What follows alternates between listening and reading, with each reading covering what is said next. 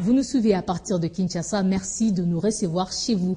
Raymond Tshibanda, ministre congolais des Affaires étrangères, a présenté ce mercredi au Conseil des sanctions du Conseil de sécurité des Nations Unies à New York des preuves supplémentaires sur l'agression de l'RDC par le Rwanda.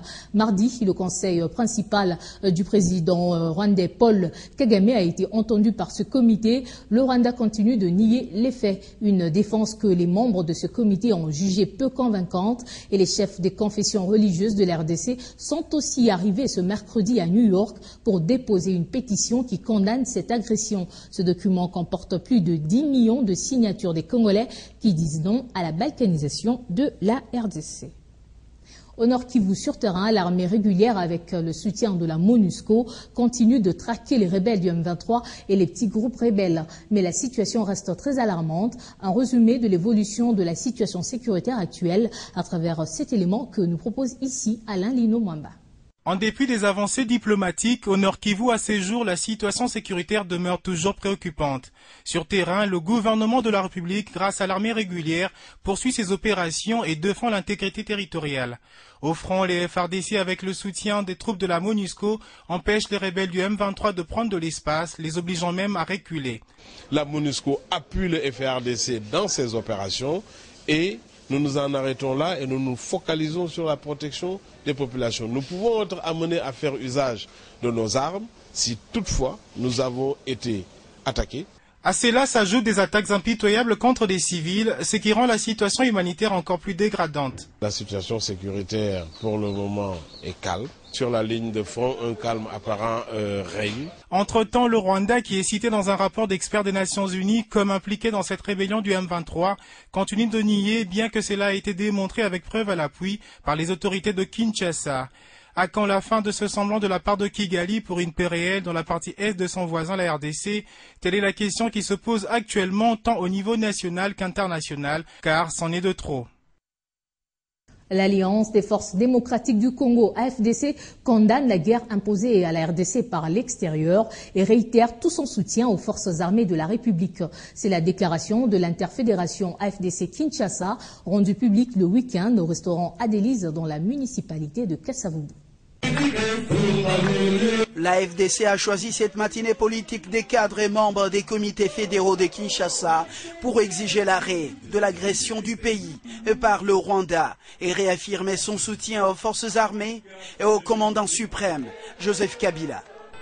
La cessation immédiate de l'agression de notre territoire national par le Rwanda et son soutien aveugle aux forces négatives dites M23 et disons non à toute velléité de balkanisation de notre pays. 2. Soutenons notre diplomatie et notre armée dans la quête d'une solution durable et définitive à ce conflit. 3. Appelons notre vaillant peuple au courage et à une vigilance accrue afin de barrer la route aux ennemis de la République. 4.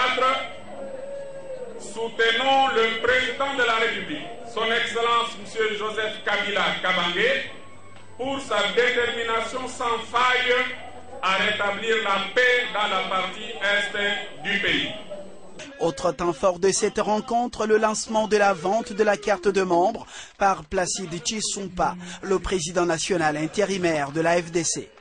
Modeste Batulukwebo, l'autorité morale de cette troisième force de la majorité présidentielle, a encouragé l'interfédéral de Kinshasa, Léopold Mbadou et la direction générale du parti dans leurs efforts de mobilisation pour plus de sièges à l'issue des prochaines élections provinciales. Je crois qu'on peut les partis.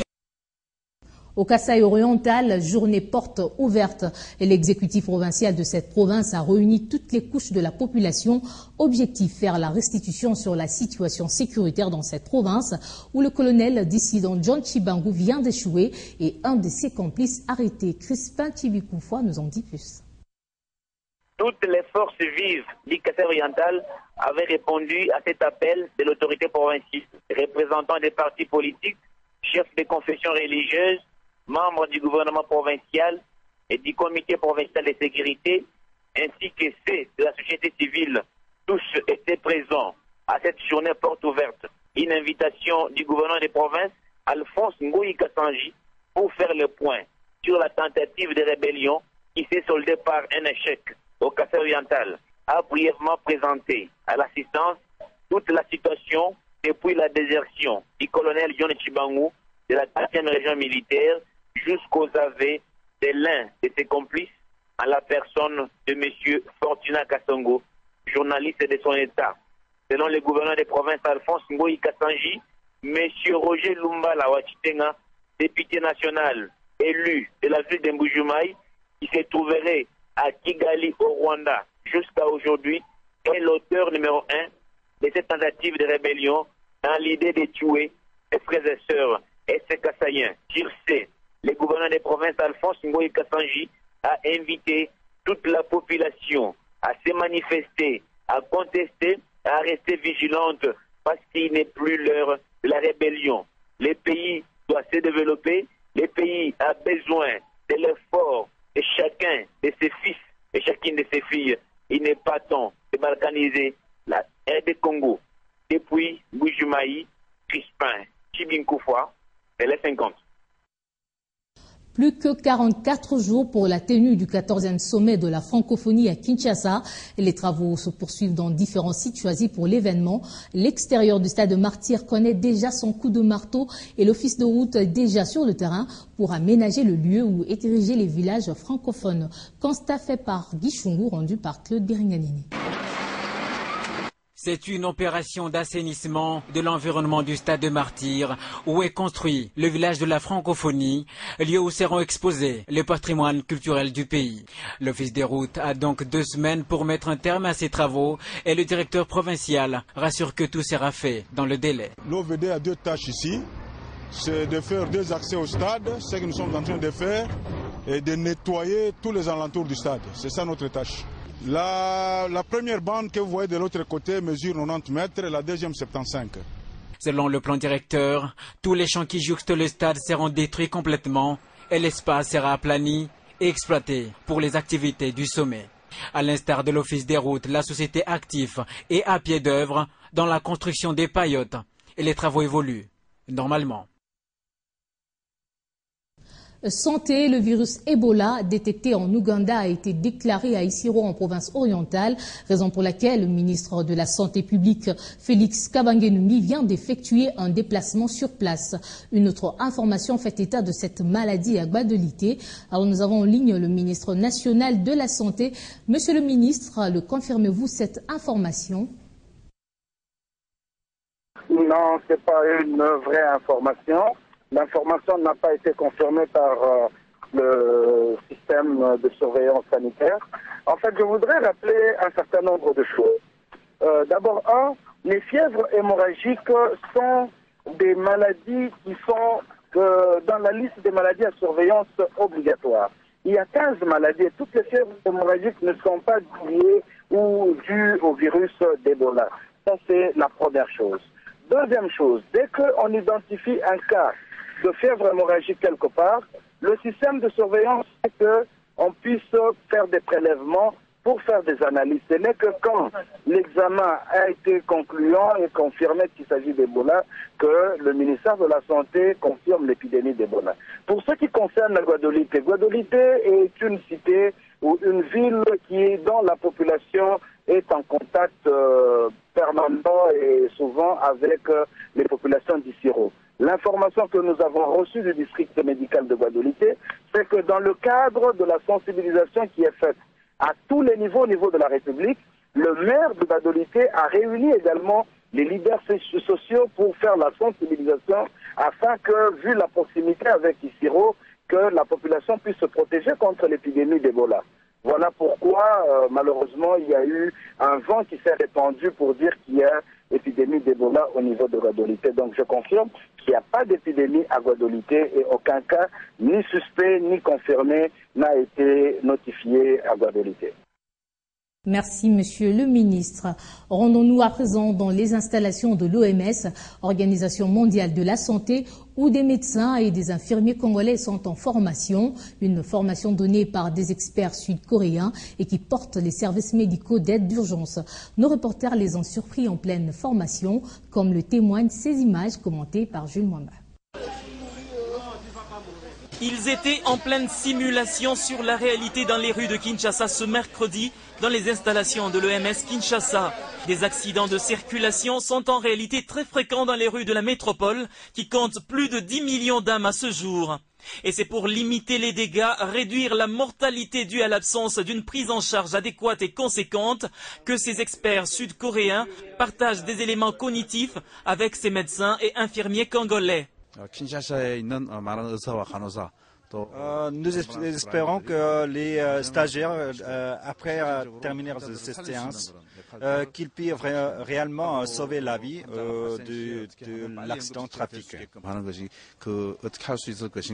Le partenariat entre Coréens et Congolais dans le domaine de la médecine s'affirme encore plus après l'arrivée à Kinshasa des cliniques mobiles en provenance de la Corée du Sud et des formations des experts coréens à Kinshasa. Ce que nous vivons comme théâtre sur nos chaussées, les accidentés de gauche à droite, seront maintenant pris en charge correctement par nos éléments urgentistes qu'on est en train de former. L'objectif est d'instaurer le même système qu'à la Corée du Sud en ce qui concerne la manière de réagir lors des accidents de circulation. À partir de cette formation, nous envisageons que l'année prochaine, au mois de mars, nous puissions inaugurer le SAMU chez nous en RDC et que le centre d'appel soit installé. Ce sont nos coopérants coréens qui viendront installer chez nous.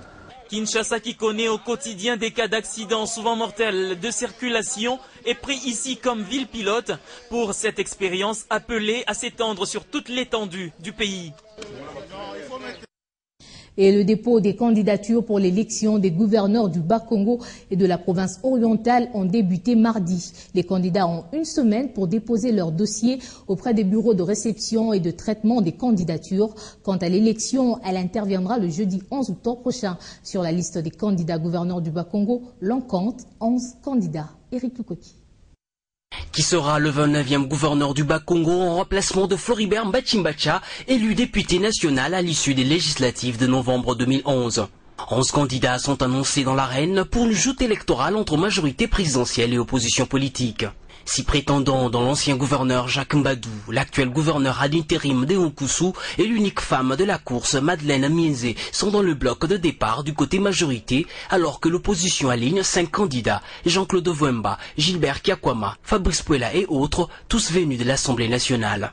En attendant la constitution plausible des tickets, surtout dans la majorité, connue pour partir souvent en ordre rangé, les postulants multiplient les appels du pied en l'endroit de l'ère électorale et députés provinciaux. Mais quelles sont les réelles chances des uns et des autres avec le camp présidentiel qui entend rééditer l'exploit de 2007, lui qui avait réussi à rafler le fauteuil de gouverneur dans une assemblée provinciale dominée pourtant par l'opposition et dans un Bas-Congo qui a besoin d'un homme politique qui rassure tout le monde, surtout ses administrés.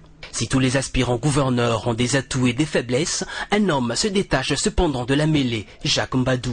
L'ancien sénateur, député national parmi les mieux élus du Bas-Congo, demeure très populaire. Et il est un fait que les soutiens de population peuvent largement influencer les votes. En su, l'homme dispose d'un véritable plan à même de revitaliser dans un bref délai sa province d'origine. Mais tout compte fait, le jeu reste ouvert et les cartes peuvent être rebattues autrement d'ici l'organisation de cette élection par la CENI. Recrutement des 1000 jeunes à l'inspection générale du travail.